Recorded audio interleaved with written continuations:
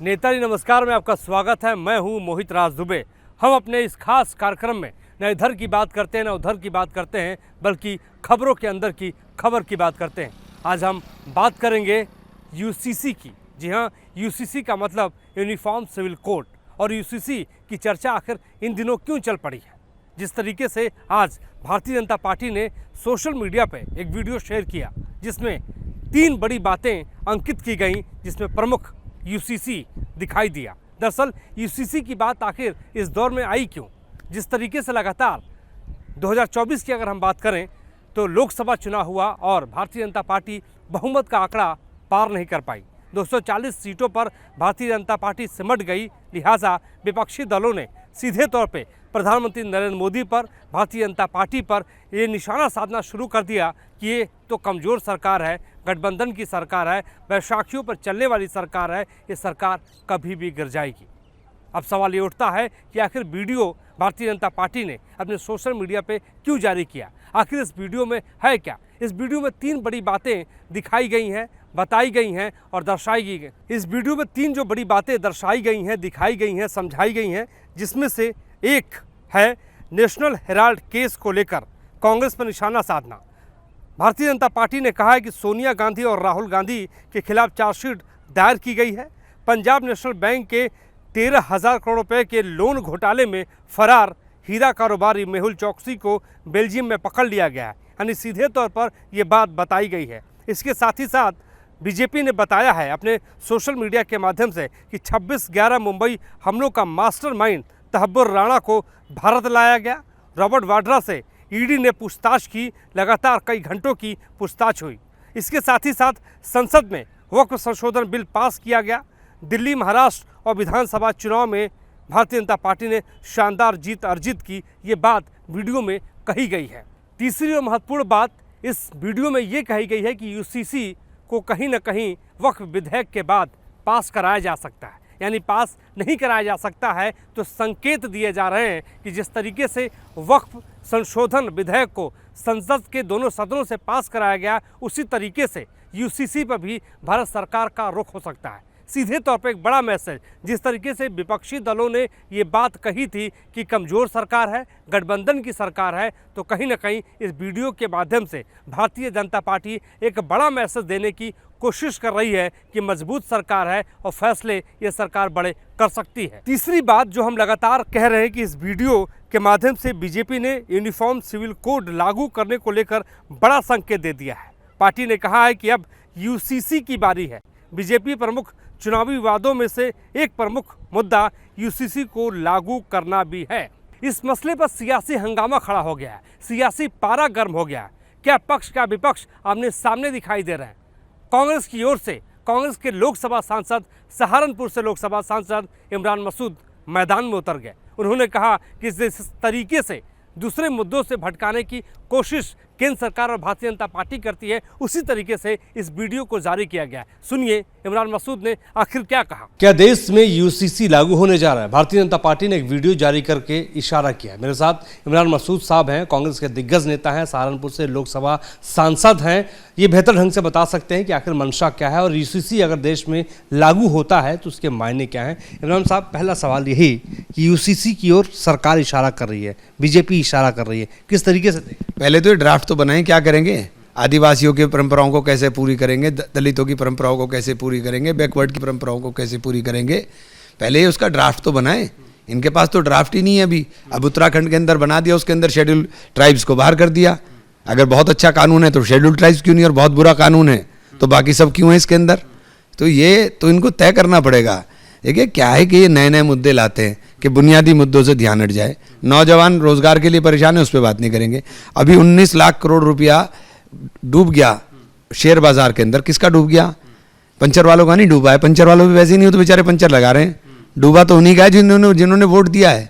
अब वो अपने वोट के ऊपर पछताएं, इसकी तरफ देखने का काम करें, इससे ध्यान हटाओ, इधर लगा दो। तो ये कब तक करेंगे? ये एजेंडा इनका चल नहीं रहा है, इसलिए ये सब नई नई बातें हो रही हैं। वीडियो जारी करने के पीछे क्या वजह मानते हैं? क्या वो दिखाना चाहते हैं? किस चीज़ का वीडियो जो वीडियो जारी किया गया है जिसमें उपलब्धियां मोदी सरकार के तीसरे कार्यकाल की हैं और एक एजेंडा भी उसमें दिखाया जा रहा है, भविष्य की नीतियां दिखाई जा रही हैं, जिसमें यूसीसी का वीडियो है। मैं तो एक चीज़ देख रहा था अभी कि हिंदुस्तान का पासपोर्ट 148वें नंबर पर आ गया। हम तो इतने सशक्त हो रहे हैं। मैं तो एक उसमें देख रहा था, मुझे नहीं पता सच है या झूठ है, लेकिन सोशल मीडिया पे जो मुझे दिखाई दिया, मुझे इनका वीडियो तो दिखाई नहीं दिया, लेकिन ये ज़रूर दिखाई दिया कि पासपोर्ट हमारा 148वें नंबर पर आ गया। हमारी स्थिति लगातार गिर रही है, लगातार हम लोग डाउन जा रहे हैं, देश की अर्थव्यवस्था बिल्कुल डूबने के कगार पर जा रही है। तो देखना तो पड़ेगा ना। इमरान भाई, आप ज़हीन आदमी हैं और जनता के नेता हैं, क्योंकि लोकसभा चुनाव आप जीत कर आए हैं। अगर यूसीसी देश में लागू होता है तो क्या फ़र्क पड़ने वाला है, इससे क्या असर होगा? मुझे नहीं पता। देखिए इनका ड्राफ्ट क्या होगा, कैसा लेकर आएंगे, क्या ये करेंगे। अब मैंने आपको बताया ना कि किसका, सबकी परंपराएं, सबके पर्सनल लॉज अलग हैं। तो आप पर्सनल लॉज को कैसे करेंगे? क्या शादी बिना निकाह के होगी? मुसलमान नहीं करने का, आप कुछ भी करते रहिए, वो निकाह कर लेगा, बंद कमरे में बैठ के कर लेगा निकाह। हैं, फेरों के बिना शादी होगी क्या? हिंदू फेरे करेंगे, फेरे करके ही शादी करेंगे। तो सबके अपने अपने परंपराएं हैं, अपने अपने तरीके हैं, वो अपने तरीक़ों से ही करेंगे। अब आप कानून का मजाक बना के रखते हो। आपको संविधान से चिढ़े, आपको संविधान में दिए हुए अधिकारों से चिढ़े, आपको चिड़ इस बात से है कि संविधान के जो अधिकार हैं वो लोगों को मिले हुए, उनके ऊपर लगातार छेड़छाड़ करते रहो। आपको ताकत नहीं मिली 400 पार की, क्योंकि आपने संविधान बदलने की बात की थी। तो देश के अंदर संविधान के चाहने वाले ज़्यादा हैं संविधान को तोड़ने वालों से। तो यही सारा है, और क्या है इसके अलावा। वक्फ को लेकर आप लोग प्रदर्शन संसद के भीतर, संसद के बाहर लगातार करते रहे। वक्फ को लेकर सुप्रीम कोर्ट में सुनवाई लगातार चल रही है। वक्फ का भविष्य आने वाले वक्त में किस तरीके से देखिए, सुप्रीम कोर्ट के अंदर हम लोग केवल वक्फ का मामला नहीं है कि सिर्फ वक्फ की लड़ाई है। ये लड़ाई संविधान की है। ये संविधान के ऊपर आक्रमण हो रहा है। जो संविधान के ऊपर लगातार आक्रमण हो रहा है, हम उसकी लड़ाई लड़ रहे हैं। अभी ये यूसीसी आ जाएगा, उसके बाद फिर दूसरे धर्म के लोगों के लिए। तो ये रोज़ आप संविधान के अंदर इस तरह के छेड़छाड़ करेंगे, ये अच्छी बात नहीं है। और संविधान को आप बदल नहीं सकते। हम संविधान को बदलने नहीं देंगे। हम अपनी जान की कीमत पर भी संविधान को बदलने नहीं देंगे। एक आखिरी सवाल पूछूंगा। राहुल गांधी बोस्टन में है, अमेरिका के दौरे पे हैं, और वहाँ पर उन्होंने ईसी पे सवाल उठाया। बीजेपी यहाँ पे कह रही है कि ईसी पे सवाल इसलिए उठा रहे हैं क्योंकि ईडी से बचना चाह रहे हैं। अरे क्या बात है, अरे कहीं बचना चाह रहे हैं आप? तो ज़बरदस्ती घसीटना चाह रहे हैं। आप नेशनल हेराल्ड की अखबार की उसकी वो नहीं देख रहे हैं कि उसका इतिहास क्या है। उसने अंग्रेज़ों के खिलाफ लड़ाई लड़ी है। वो अखबार वो है जिसने अंग्रेज़ों के खिलाफ लड़ाई लड़ी। उसने देश की विचारधारा का प्रचार प्रसार किया। आपकी विचारधारा तो अंग्रेज़ों के साथ खड़ी हुई थी। आपको चिढ़ उसकी विचारधारा से। आपने नेशनल हेराल्ड की सारी, क्योंकि ये तो कांग्रेस को इसका साधुवाद देना चाहिए कि नेशनल हेराल्ड, कौमी आवाज़ और नवजीवन जैसे अखबार जो उस वक्त विचारधारा के प्रचार वाहक थे, उनको सजोने का काम किया, उनको सहेजने का काम किया। आप नए करके उनके इतिहास के उनके साथ वो करके उनके बदनाम करना चाहते हो। इसके अलावा कुछ भी नहीं है। आप छोटी छोटी बातें के साथ, वहाँ से एड मिल गया, वहाँ से विज्ञापन मिल गया। आपने अपने टीवी चैनलों को कितने विज्ञापन देते हो पता है कुछ क्या? कि कितने जो सारे दिन टीवी चैनल आपकी चलाते हैं, ये सारे सरकार के पैसे के ऊपर आप विज्ञापन चलवा करके चैनल चला रहे हो। हमारे पे इल्ज़ाम लगा दिया। इमरान मसूद के इस बयान के बाद कहीं ना कहीं सियासी पारा आने वाले वक्त में और गर्म होता हुआ दिखाई दे रहा है। केंद्र सरकार ने, या ये कहें कि भारतीय जनता पार्टी ने, एक बड़ा मैसेज यूनिफॉर्म सिविल कोड को दे दिया है। अब समझने वाली बात यही है कि आखिर यूसीसी है क्या? यूसीसी को लेकर इतना सियासी हंगामा क्यों बरपा है? यूसीसी का मतलब यूनिफॉर्म सिविल कोड होता है। एक ऐसा प्रस्तावित कानून है जिसका उद्देश्य भारत में सभी नागरिकों के लिए समान नागरिक कानून लागू करना है, चाहे उनका धर्म, जाति या समुदाय कुछ भी हो। यूसीसी को लेकर भारत में काफ़ी समय से बहस और विवाद चल रहा है। यह विवाद मुख्यतः धार्मिक, सामाजिक और राजनीतिक आधारों पर केंद्रित है। विवाद यह है कि कई धार्मिक समुदाय, खासकर मुस्लिम समुदाय, मानते हैं कि यूसीसी उनकी धार्मिक स्वतंत्रता को हस्तक्षेप करता है। समर्थक ये कहते हैं कि यूसीसी लैंगिक समानता और समान नागरिक अधिकारों को बढ़ावा देता है।